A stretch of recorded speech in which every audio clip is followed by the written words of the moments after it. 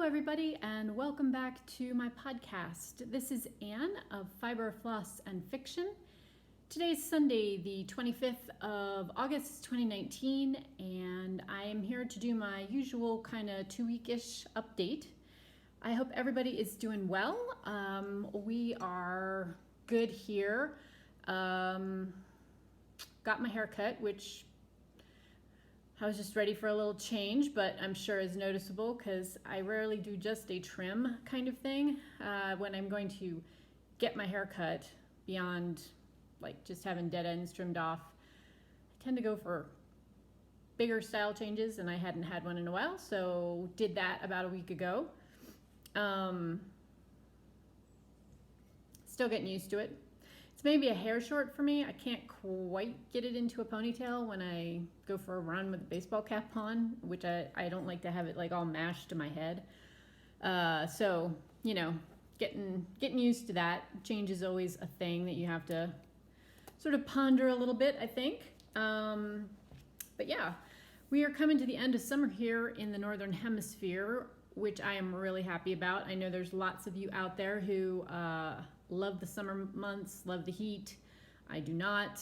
I'm always happy when fall comes. Unfortunately, we're having kind of a heat snap right now. I think this has been, the last week has been maybe our hottest temperature so far this summer. We've had a very nice, cool, comparatively speaking, cool and rainy summer here in the mountains. And yeah, it's actually been really, really nice. So no complaints there. I do have quite a bit to talk about today. Got knitting, believe it or not, a little hand spun, lots of books, and then some cross stitch. So I'm just going to go ahead and kind of jump right in and let's talk about what I'm working on. I believe I talked about the fact that I had finished up my secret knitting project. That was my sort of deadline project for the September equinox release, and that is finished. It's off the needles, it's blocked, I've got photos. So reveal on that when we get a little closer because it's only the 25th of August. What I have been working on, first up is, this is kind of my, if I need a project I can pick up and put down a lot or be interrupted or not have to think very much while I'm knitting it. This is the Herald shawl by Janina Kaleo. I'm not sure how she pronounces her last name, but she's Woolenberry. And as always, I'll put a link down below in the comments box. I'm knitting this using hand spun. This is a 2-ply bamboo merino blend. Originally, the roving was from Funky Carolina, who no longer dyes, unfortunately, one of my favorite indie dyers. Hand spun by me, and this is a really basic, just garter stitch and eyelet kind of pattern, asymmetrical triangle shape. Let's see if I can get this untangled a little bit better so you guys can see it. Good for hand spun. It kind of just lets the yarn show itself off. So yeah, I don't really have like a deadline or anything for this. I just pick it up or I take it with me those times that I know that I need something that fits the bill of not being too difficult or that I need to be interrupted a lot. It's like good doctor's office waiting type knitting. Then I cast on for a new sweater.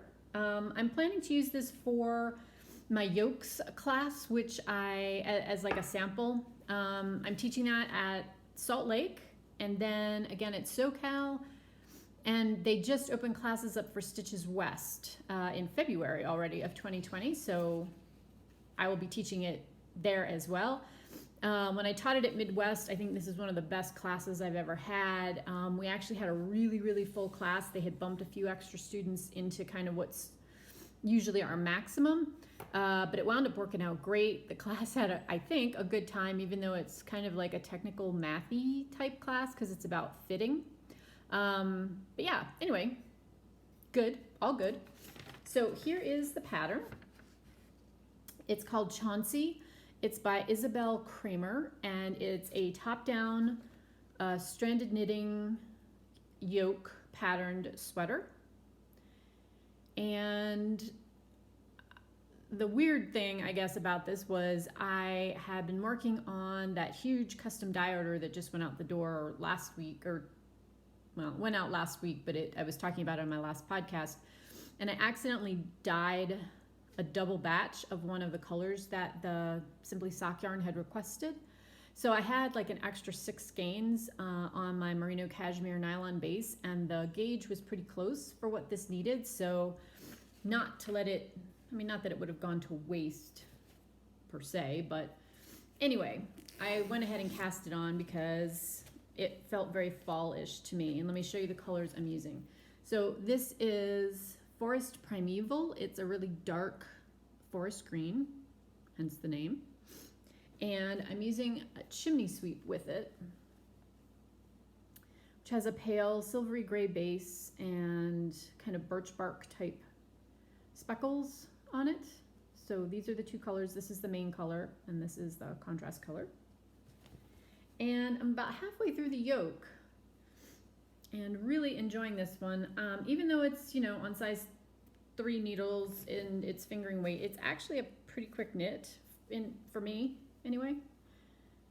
Here is where I am on the pattern. Kind of hard to see because it's bunched up on the needles, but there you go. I really like the way she actually incorporates the yoke shaping into, like, in between the stranded knit motifs. Makes it very fun and kind of all in one, if you will. Yeah.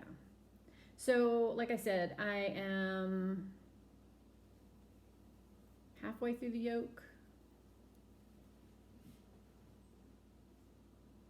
About to there.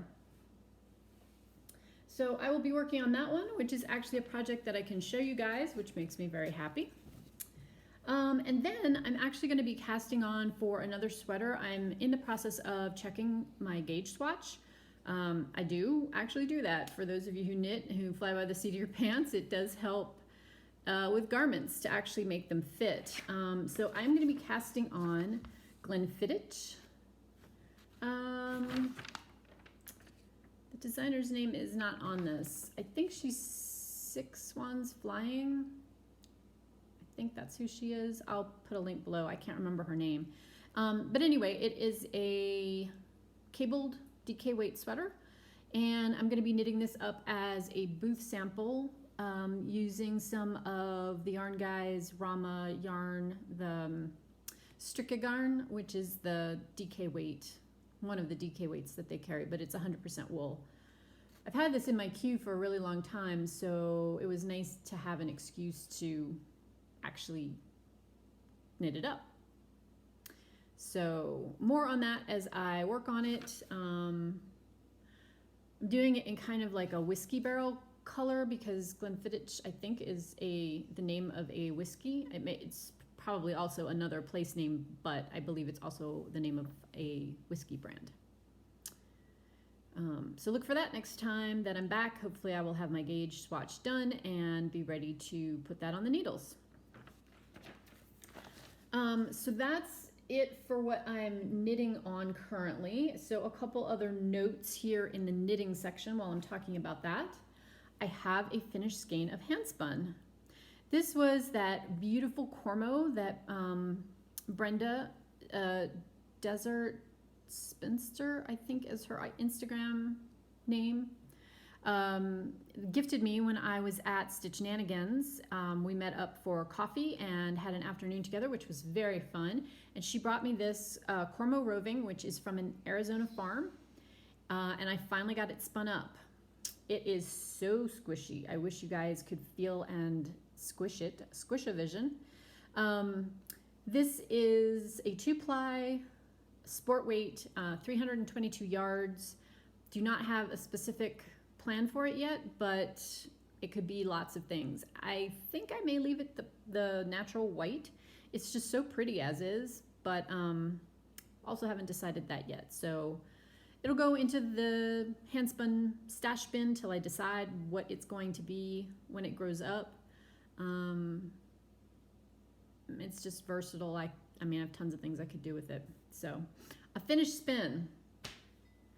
And since I finished that, I actually put another spin on my wheel. I just went and grabbed something randomly.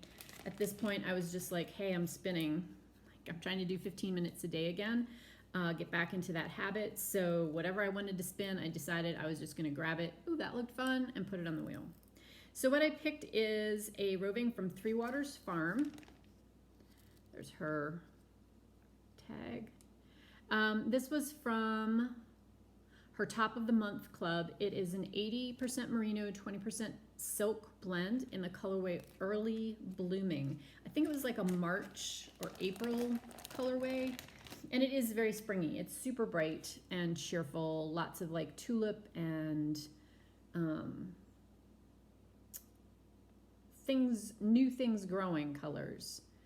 Spring sky.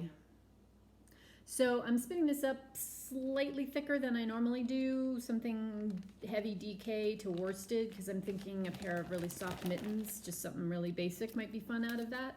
And it would be nice to have like a finished spin that I could get finished and not sit on my wheel for 3 months, which I think is that right? April, May, June, July. 3 months, which is what the Cormo did. So I'm trying to set myself up for success. Lastly, in kind of the knitting world, my friend Christina, I'm not sure if she watches my podcast or not, but she's a local friend, and she and I had been like kind of trying to get together. Her birthday's in June, mine's in July. We were completely unsuccessful for the last 2 months. I think the last time we saw each other live was like in March, and we live, I don't know, 2.5 miles from each other. You know how life gets. You get busy. You get doing things. You don't, she's got a little girl. There's lots of stuff going on in everyone's life. She also travels for work. Her husband travels for work. My husband travels for work. I travel for work. Anyway, yesterday we finally got it together. We went out for coffee. So she had dropped off had brought with her a birthday present for me. The first of which is, this is a sock yarn by Rock and String Creations. They're in Carlisle, Kentucky. Here is their card. This is the Super Sock base, which is 75% merino, 25% nylon, and it's in the colorway Mountain Twilight. And it was a self-striping sock yarn, which she did up as the tube on her sock machine for me. So like as she put it, the boring part is done.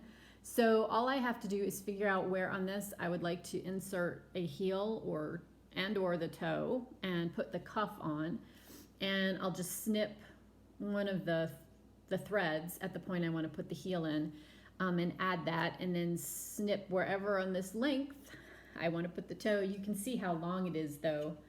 Right, here's the top.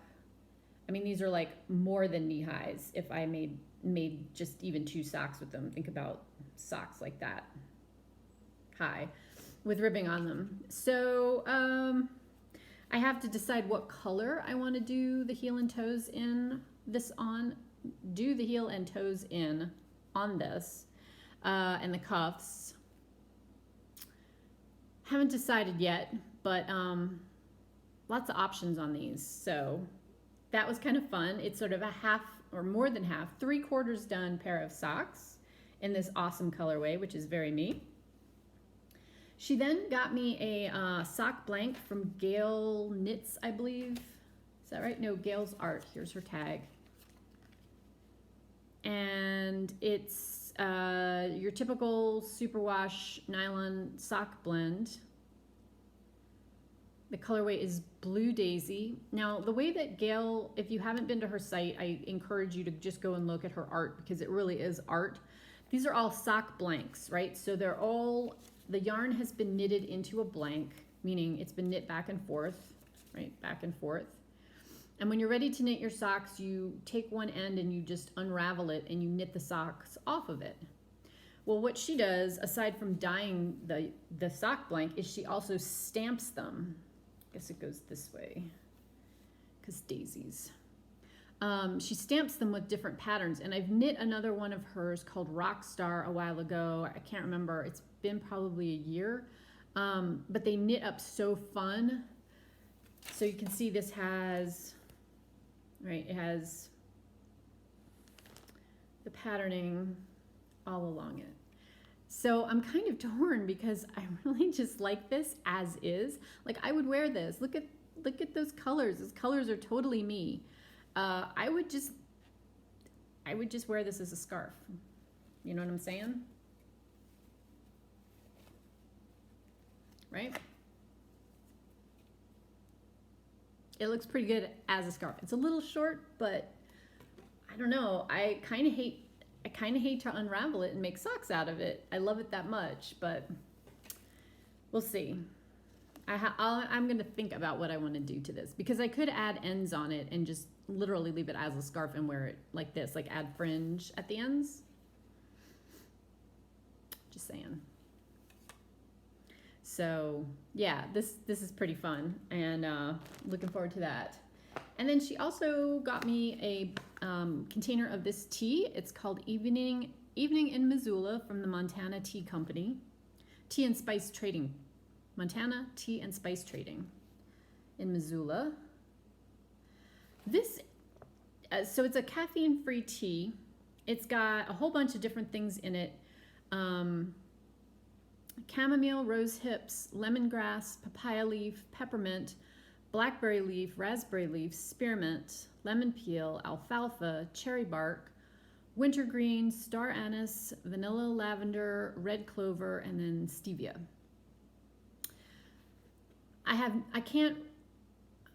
The only way that I can describe this is, and I think this is a northeastern thing, or at least East Coast thing. I don't know that it's a national brand, but there's a chewing gum called Clark's Tea Berry. And Clark's has other flavors. I think they have a black licorice. They probably have a cinnamon. And so they have this one called Tea Berry. And the reason that I know it is because my great-grandfather, he always wore overalls. He was the dairy farmer. He always wore overalls, and in the front pocket of his overalls, he had a small pouch that had chewing tobacco in it, and then he always had tea berry gum. He always had that, and it has a very distinctive scent. And he, even after they got a tractor to work the farm, he had a plow team he kept, and one of the two, there was a gray and a bay. And the bay was a mare, and she loved him, and she loved both the chewing tobacco and this gum. She just loved the smell of it. So he always carried both of them, and it reminds me of him and this horse who loved him and his stuff. This tea smells just like the tea berry gum. So if you've had it, you'll know what this smells like. If you haven't, I cannot even begin to describe this to you. It's multi-layered. I thought it sounded really good for iced tea, so I went ahead and made a picture of it, and my kitchen smells like tea berry right now. It's cooling, but that's going to be my afternoon treat while I'm doing some crafting on the porch, hopefully this afternoon. So thank you, Christina, if you're watching. I really appreciated that you got things together that are so very me, and I'm looking forward to working with my socks and drinking some tea, all things that are bonus things for me. All right, so let's move on to books. I have read quite a bit this last couple weeks, so I'm going to go through them, some better than others. The first book I'm going to talk about is Neil Gaiman's Smoke and Mirrors. Jessie Marie actually also read this. We had a mirrors prompt in School of Magical Stitches and Literature, which mirrors was the prompt, so maybe that's why we both read it. If you've seen her video, this is basically a recap of it. It is a book of short stories of his. They were all written, for the most part, for something, for like a magazine or some other collection, or he was given a theme and he wrote the story. There's a few standalones in there, but not a ton.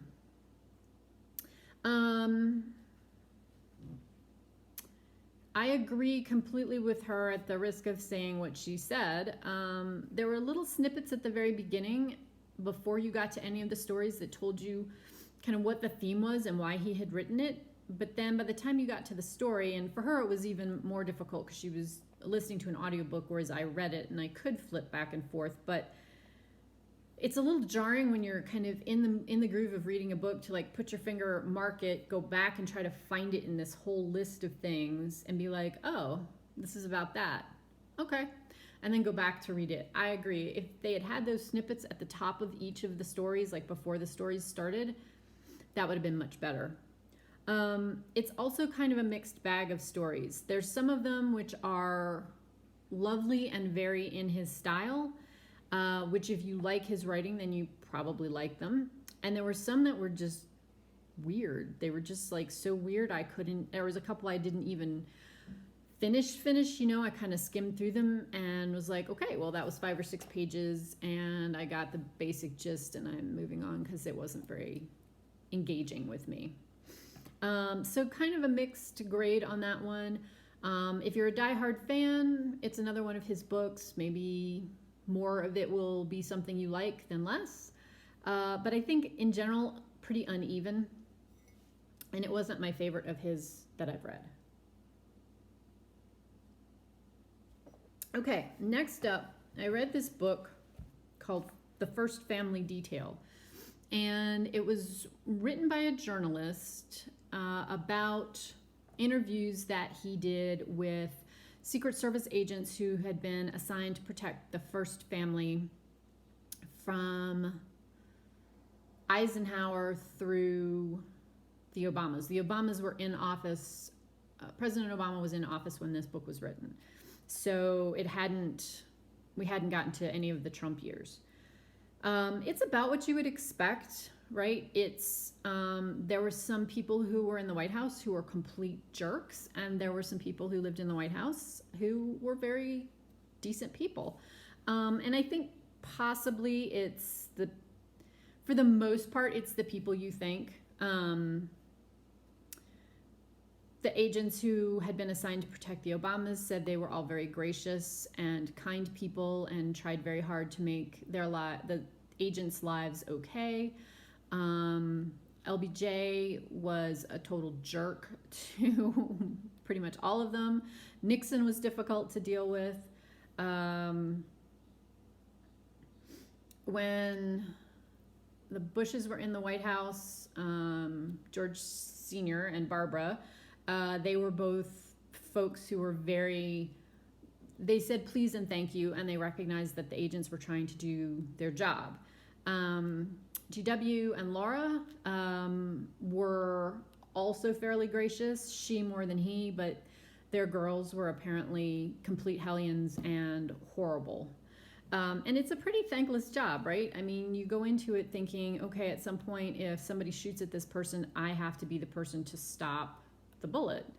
And so kudos to the men and women who choose that for their career and get that posting, that continue to go to work and continue to think they want to serve in that way. Even though working conditions aren't great, the shifts are long, the pay's not super. The book was a little bit scary to me because there was like all of this stuff in it basically about what's wrong with the system. Excuse me. And there's a lot. Pretty much if the White House lets the security detail know that they're basically not going to have a secure perimeter, there's nothing the agents can do about it. But, ultimately it's still their job to protect the president. And if something were to happen, it's their fault. But they're oftentimes not given any time to prepare. They're not given any time to sweep the area. They're being told that the candidates need to be right up next to the public. It talks about how they analyze threats, because there's threats all the time that come in either from the mail or phone or nowadays email. So it's kind of a sobering book when you realize there's a lot of just luck that happens, that there haven't been more presidents killed. If you like that kind of White Housey history, it's an interesting read. It's a little sensationalistic. I'm not sure what this guy normally writes, but there was a few too many colloquialisms in it to really make me feel like it was strong research. I'm sure he did a ton of interviews, and I'm sure he did a lot of fact finding, but when you start sort of trying to use street jargon to explain the topic you're trying to talk about, it loses some of its veracity for me. Okay, first family detail. Next, I've read George Washington's Secret Six, The Spying That Saved the American Revolution. This gentleman, I will just go out and say this, while he wrote this book, he's like a Fox News reporter. So take with a grain of salt what type of research he did. But that said, this topic was super interesting. It is obviously about the Revolutionary War, and it talks about how George Washington realized that he was never going to be able to win the revolution using typical military tactics of the time, and that he really, really needed to have a better idea of what was going on the ground with the British, particularly in New York, because New York was such an important kind of pivotal city in terms of being the harbor from a trade and a military perspective, as well as the fact of where it's situated, kind of halfway between New England, and it's really close to Philadelphia, where the Continental Congress was meeting, and it was kind of the bridge between the northern states and the southern states. And it also had a lot of access into the backcountry, which got into Indian allies and French allies. So Washington recruits, I believe that this book is the basis for the AMC series called Spy. It was on a couple of years ago. I did not watch it. I had trouble with the character, the way the main character was portrayed, but I think this book is what they based that series on, if you've seen it. So they looked for a very small group. Originally, it was only going to be two. One major who was under Washington's command, who was Army, and then a civilian who was a merchant, who had reason to go in and out of New York, and had relatives who were tavern keepers, and he also had good friends who were the equivalent of longshoremen, who were moving goods kind of across Long Island Sound to Connecticut, and around Long Island and that whole area, who were in a position to look at troop movements, who were in a position to notice what was going on with ships moving things in and out of the harbor, or just how the ships were being utilized. It talks about the Benedict Arnold and how we almost lost West Point to the British through Benedict Arnold, as well as the Major Andre trial. He was a British spy who was caught while he was working with Arnold to try to get the West Point handed over to the British. John Andre was apparently quite the charmer, and in New York, there's some discussion about what coffee houses he may or may not have visited, and whether this American spy was getting a lot of his information from Andre, not knowing that the American was a spy as well. So it's not a super long book, and it's not particularly bogged down in history. That's some of the complaints that I've seen, or the criticisms I've seen in reviews, which are saying, this is a little light. But if you're just interested in the history, which, it's really fascinating that there was all this stuff going on behind the scenes, I would recommend this book. It's a real easy read. It isn't super confusing. It assumes that you don't know very much about the period, and so it fills you in on a lot of the details, but not in a way that you get bogged down, if that makes any sense. It's very readable. One of the things that I thought was interesting, two things that I will point out. The first is a lot of the techniques that Washington and his staff members developed in order to move information are basics that they teach still at the CIA. In terms of like establishing your story, staying covert, getting messages through, how to make a drop, all of that kind of stuff, this spy rings basically created. They came up with how the best practices would work during a time of war. There's also some supposition, although the author's not really able to come to any specific conclusions, but in this spy ring, they know that there was one woman, and she was only referred to as Agent 355. I was trying to see how far in the back. Yeah, so this whole last section of the book talks about Agent 355. They don't know who she was. They figured out who the other 5 main people were in the Secret Six, but they have not yet figured out Agent 355. And so the author actually did some more research after the original edition of this book came out to try to figure out who she was. And so he has, I believe it's 6 different candidates and why he thinks they're the most likely based on, you know, if he thinks it's this person, one of whom is actually Benedict Arnold's wife, Peggy, who was a young woman who lived in New York, in New York City. You know, was she in a certain place at a certain time? He's discounted her because there's some things that happen where there's things that this agent wrote to Washington to report on troop movements when Peggy Arnold was like right around the time she delivered a child. So the chances of her being able to like be in a tavern to overhear information or be at a party, pretty unlikely in that era that she would have at like 8 months been out having a social outing. But there's other women who it's very interesting to just kind of see how he's teased out some of these threads. Like I said, they still do not have a definitive answer, but he has some thoughts about the likelihood of it being one or another. So I really enjoyed this one. If you like history and you're interested in early American history, it's a good read. Yeah, I would definitely recommend that. Sorry, let's see where else. Okay, next. I read a book called Illumination Night. This is by Alice Hoffman, who is the author of Practical Magic.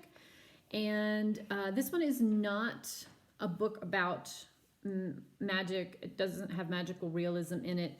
It's set on Martha's Vineyard. It mostly is about this young couple who has a little boy and the growing pains of all of them. It's a novel about the husband and wife's relationship.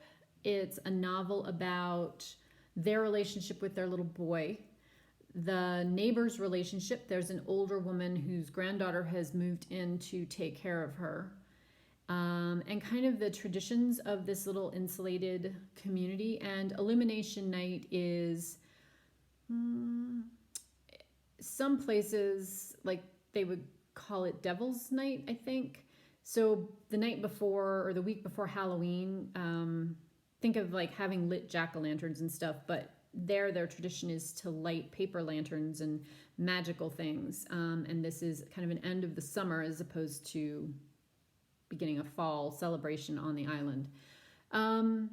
It's a pretty quiet little book. I don't like it as much as some of hers, but the things that she does really well, like character development and kind of peering into people's minds and souls, and how people get through the day sometimes, if their life is not as wonderful as perhaps it might be.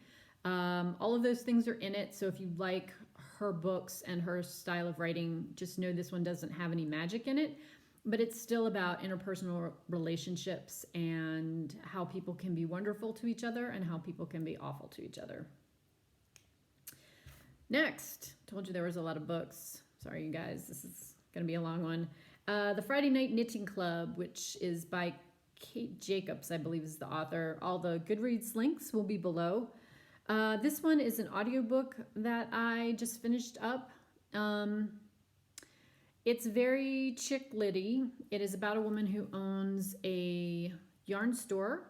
She is a single mom. She lives in New York. The dad has been out of her life and her daughter's life basically since conception.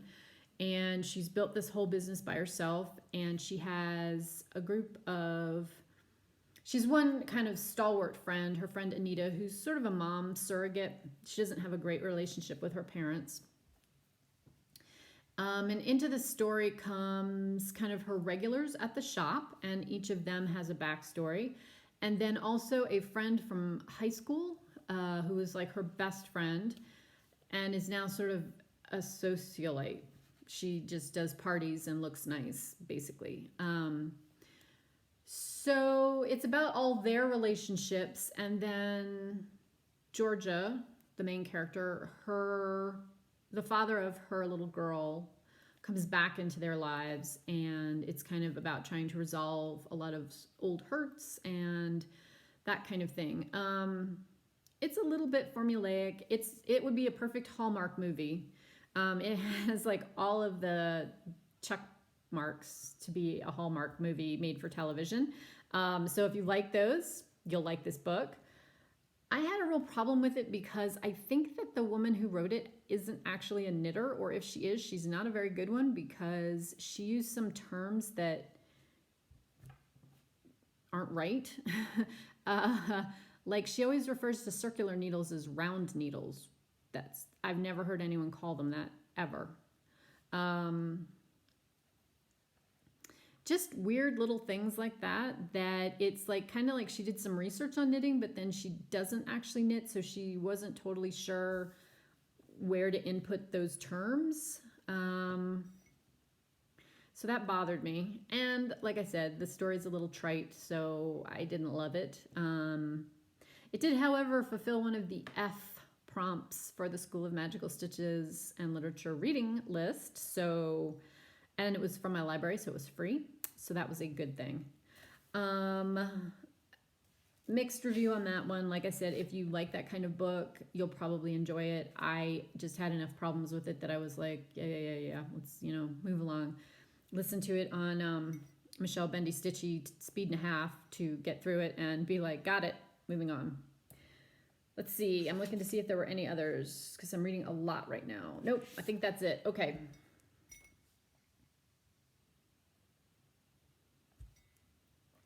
Finally done that. Okay, what I'm going to do now is I have 2 clips coming that I'm going to insert now that talk about what I had done for homework and last weekend. And then when we come back from you guys watching those, I will talk about what I've worked on the last few days, a couple of FFOs, and what I'm working on this weekend. So for all of y'all, it will be a few minutes to watch that, but for me, it will be only seconds. So I will see you guys back here as soon as you're done watching those other cross-stitching videos. Hello everyone, this is Anne, and I am coming to you on Thursday, the 15th of August, with a quick update to talk to you about my Magical Stitches homework. This week, we've had a whole bunch of prompts so that we could be taking our OWL, or Ordinary Wizarding Level exams. So this was a week where we had a lot of different projects potentially to work on. I opted to do the second tier of stitches, which was 200 stitches per prompt. And we had 7 core topics and 3 optional, but I chose to do them electives. So let's start here with the July wordplay by Brenda Gervais, because this is the one that I did the least number of stitches in. I did this for my elective for Care of Magical Creatures because of the mermaid that you see there in the pattern. This is being stitched on a 22 count Ariosa, something I had in my stash, and I had 2 small pieces of it, which I bought to try. I don't love it, but they're fine for these smalls. So I worked on the boat and the waves I'm stitching this 2/2 using mostly color and cotton threads. Both of the ones you see there are color and cotton. Not a ton of progress on this, but I did add the 200 stitches. The only thing I had were these 2 waves, so everything else is new for this challenge. Moving on, let's talk about the summer garden from the drawn thread. This is the pattern, and I had started this back in December and really hadn't put very many stitches in it, so I was happy to have an excuse to add several hundred stitches to this. So I used this for the charms class exam. I used the charm called Avis, which is a bird conjuring charm, and you can see there, if I do a little close-up, there's a little bird there and one there, and those 2 as well. So I used that for my charms class, so that was 200 stitches. Then I also used it for herbology as a cheat sheet, basically, for all of these plant names, which is what you learn in herbology. And then the final prompt that I used it for was potions, and I said that I used things from my summer garden to make a calming draft. Lavender and peppermint, which are both found in a summer garden, and then for mine I added rose petals and hibiscus, which are both actually in the garden here. So let me show you what I got done. I just had put one thread in just up here at the peak of the house. So I finished the top part of the house as well as this wing and started on the brick around the front door. And then I added some of the white trim. I put in a section of the windows in the pale blue, and then I started on the roof line. This is being stitched on, I believe it's a 28 count linen called French lace. It's a witch-out linen, so it's kind of stiff, which is really too bad because I do love the color of it. It's just a nice neutral and not quite as dark as some of the other kind of khaki-ish colored ones. So super pleased with my progress on that one. Then moving on, I worked on, oops, sorry about that, Which Way, which is a Molly Harrison artwork charted by Heaven and Earth Design, so it's a full coverage piece. So I used this for several prompts. I used it for astronomy. I said that I used the moon to calculate the position of other astrological beings and stars and constellations. I said that I also used it for the history of magic. I wrote an essay on the werewolf code of conduct, which requires werewolves to know what phase of the moon things are in currently, and obviously this has a big full moon. I used it for divination because one type of divination is necromancy, where you talk to the dead and use them and their ghosts to foretell the future. And since we're in a graveyard with creepy graves, I thought I would be able to use that. And then finally, I used it for transfiguration. I used it with the Crinus Muto spell, which changes your hair color, and you can see here this witch is changed, her hair is changing from black to that dark blue. So I will show you what I got done on this one. Last time I had worked on it, I had finished this was page 1 and page 2, so I'd finished page 2, so I came over and worked on page 3. So that is where that pretty lady is right now. Stitching this on 25 count pre-gridded fabric, like I do pretty much all of my Heaven and Earth pieces. And then last, I didn't bring the preview because I know you guys have seen this 1,000,001 times. I worked on Village of Hawkrun Hollow. I used this for my Defense Against the Dark Arts because I said that I was producing a Patronus, which is the horses, and there's tons of those in this particular block that I'm working on. And I also used it for Ancient Runes, the elective, because there's a passage in the Order of the Phoenix book where Hermione says she got two words, Awaz and Aiwaz. I'm not sure I'm saying those right, but she got them confused. And the difference between them is partnership versus defense. And I said that I got mine right on the exam because I remembered that the first one, Awaz, is from the Germanic word for horse, and this has all those horses in it. So I didn't quite get block 6 finished for that, but I have very little left to do. So my task for tonight, now that I've finished homework, is I'm actually leaving this on the frame and I'm gonna get block 6 done. I have a few more bricks to put into the fireplace and chimney, and then I have the top half of most of the riders left to do, and then that's it.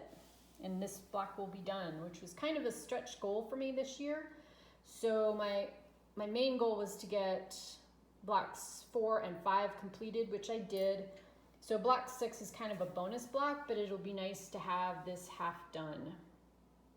So that's where I am today, and I will probably try to do another quick film at the end of the weekend when I'm done stitching, so that I can kind of keep up with this, because we've just got a lot of projects going on right now with all of the magical stitches prompts. So until then, you guys, I hope you have a good stitchy week, and I'll talk to you later. Bye for now. Okay, so we're back here now with the live portion of the video. So let's talk a little bit now what I've been working on for the last several days and this weekend. So first up, one of the prompts that I worked on for magical stitching was on my Christmas morning pets. This is a Dimensions Gold Collection Petite. And I believe we had to put in 300 stitches, something like that. And I am here. I worked more on the sort of curve of the puppy, and then I also worked on the red hat. The kitten is still looking very ghoulish with no eyes, but not quite there yet, so at some point we'll get that filled in. This is a great one to use for blocks of color because that's basically all it is at this point. So that's where this one stands.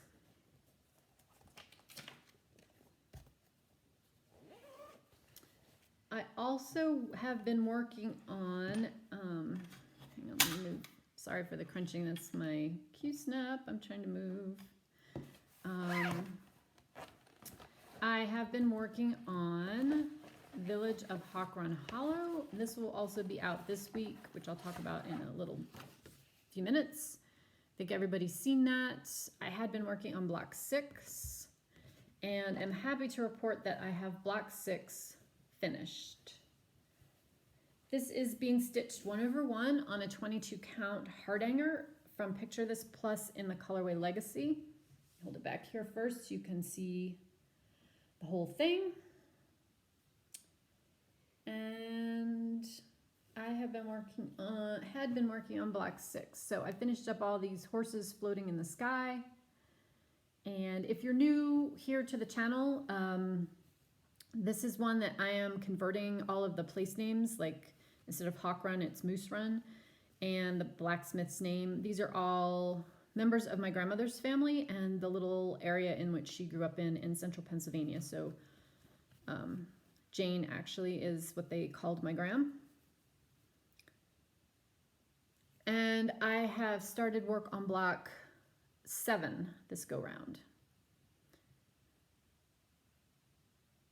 So that is where that is currently. Okay, next, I decided that I would like to try to do a 30-minute a day project. So I picked Welcome Summer from the Drawn Thread. I have all 4 of these and they're all started. I finished the Welcome Autumn last year, so that one's done. It's actually fully finished, so I can put it out when it turns fall. This is the next one I'm working on. I'm stitching this on, I believe it's a 32 count R&R Reproductions, just natural linen. And this is where I am. I'm making some substantial progress on this. My plan is to have this finished up in the next week.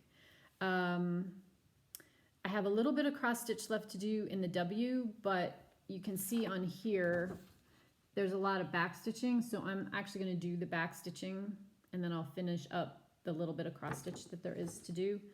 So right now, the E, the M, and the O are completely finished. All the back stitching is done, all the specialty stitches are done. This is my absolute favorite one with the bees. And that beehive, which is all satin stitch. So I have the vines and stuff done on that side of the flag. So I need to work on the vines, and there's a little more of these little, they're supposed to be watermelon vines, so watermelon blossoms that'll go in here. I have a curve stem to do, plus the legs and the beak on the bird, and then like I said, the back stitching and a little bit more cross stitch to do for the blackberries in the W. Using all color and cotton threads for the most part. I think the black is a Gentle Arts just because I had it out. It's carriage black and it's, you know, like 20 stitches and that's all that you use it for. And I'm stitching this 2/2. So that's that. Then I have also been working on, excuse me one second, got lots of threads hanging. I have been working on page 6 of a stitching shelf. This one's, my brain is having a little hard time with this because I feel like this should be the page line to where it starts, but it's not. It's in the middle of this book. So from there to there is the width of the page. This is large format. And I'm stitching this 1/1 on 25 count pre-gridded, the Easy Guide fabric. It's, again, it's a stitching shelf from Heaven and Earth Designs, artwork by Amy Stewart. And I am pleased to note that right about there is the middle of this design. So I've passed the halfway point. These top 2 rows are completely done. And then you can see I've gotten like the chunk of all of that over there for where the book is. And because the colors are so different and I'm working this cross country now, I've wound up doing a lot of the, like, a lot of the book part has gotten filled in, whereas I still have this is crazy pants confetti in here. Crazy. But it is going along fairly quickly. I am using this page for the School of Magical Stitches has an extreme challenge prompt that's put 3,067 stitches in, which I think is the total number of pages in the books, into one whip. And I'm using this for that. And I am about at the 3,000 stitch mark on this page. I finished this page, which is page 5, and that was my goal for August. And so I've actually already started on and finished my September goal and moved into my October goal of 2,600 stitches. So I've already done 2,600 stitches plus on this page and kind of scooched over into October. So I have about 500 more stitches or 400 more stitches to put into this today to get to that 3,000 plus stitch mark. So that's what I'm going to be working on this afternoon. Let me show you my FFOs. I have a stack of stuff and I just decided, you know what? You just need to kind of get focused and try to do a couple a week because otherwise they're going to sit there. So I finished up my Celtic Santa. from Mill Hill kit. Added this little ribbon tie. It's just got green felt on the back. Nothing fancy. Will go on the tree this year, but it's done. I also fully finished the Snow for Christmas, the Brenda Gervais piece with this little bell and the sheep. And I just used, it's sort of a khaki and dark green gingham to go with the letters. So that can be out for Christmas. And then I was like, you know, September's coming. How about you finish the wordplay for September? So I finished this, which is another Brenda Gervais pattern. This is the September one, obviously, back to school stuff. And I used the blue and white ticking for this one. It's like a navy blue. Looks a little green there, but it's like a grayish navy blue. I have this fabric. I picked this fabric up in a red stripe and this stripe. And it pretty much goes with all of these in some fashion, one or the other. So when September comes here in 6 days, I will have this ready to rock and roll and put out on my little library table that we have in the other room. So let me talk briefly about plans. We are on the last week of the book 5 of the Harry Potter and in the School of Magical Stitches.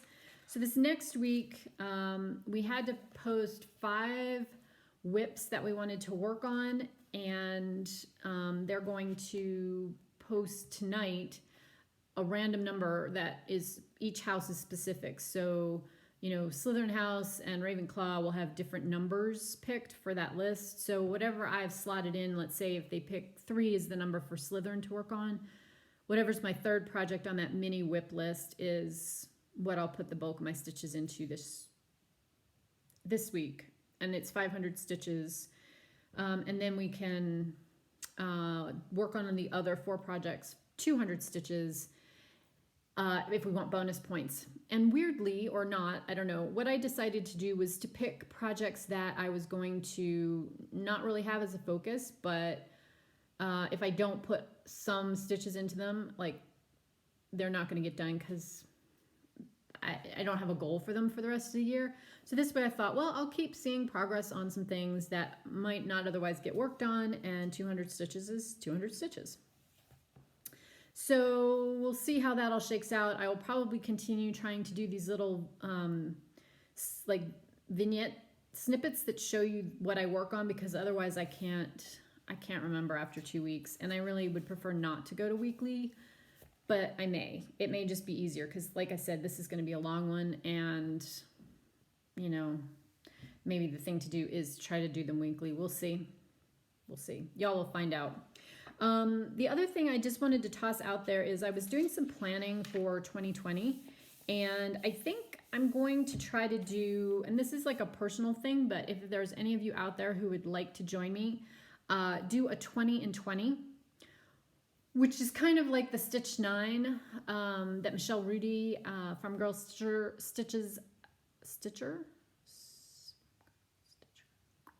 you know who I'm talking about. What she did for 2019, which was make Stitch 9, where you chose 9 projects to attempt to finish in 2019.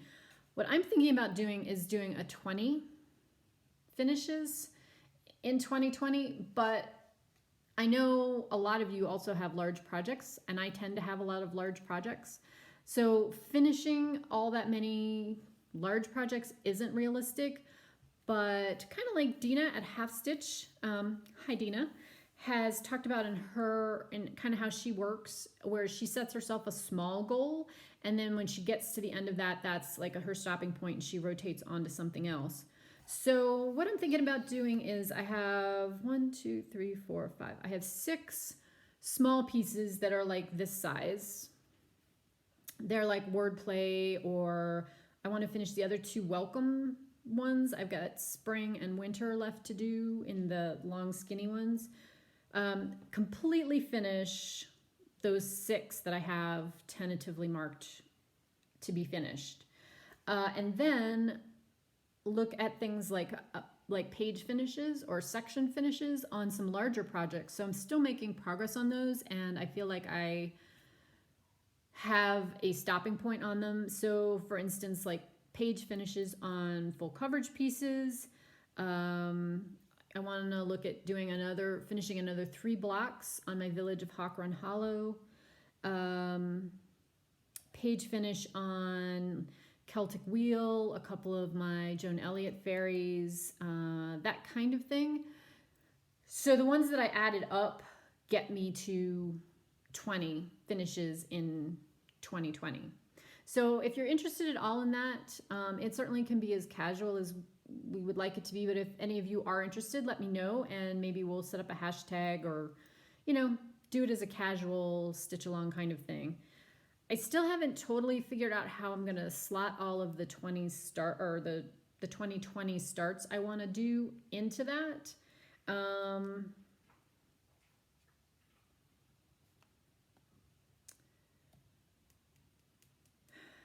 don't have a number that fits evenly into 20 one way or the other. So still thinking about how that's going to shake out, and it may just be one a month, and I may have a couple that I hold off on and actually start in 2021 because there's a lot of big ones. But anyway, we'll see as we get there, like we do. I think that's all I have to talk about today. That certainly was plenty. I know this is a long one.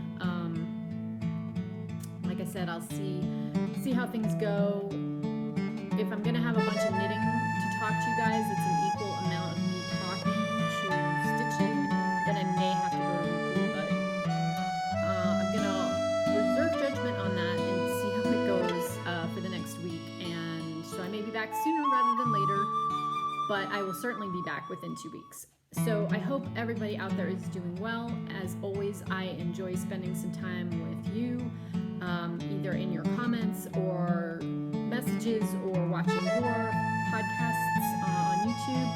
I hope everybody is enjoying the changing weather wherever they are in the world, and that you're getting a lot of crafting done. So until I see you again next time, everybody take care, be well, enjoy all the great things that the season has to offer at your end. Talk to you later. Bye.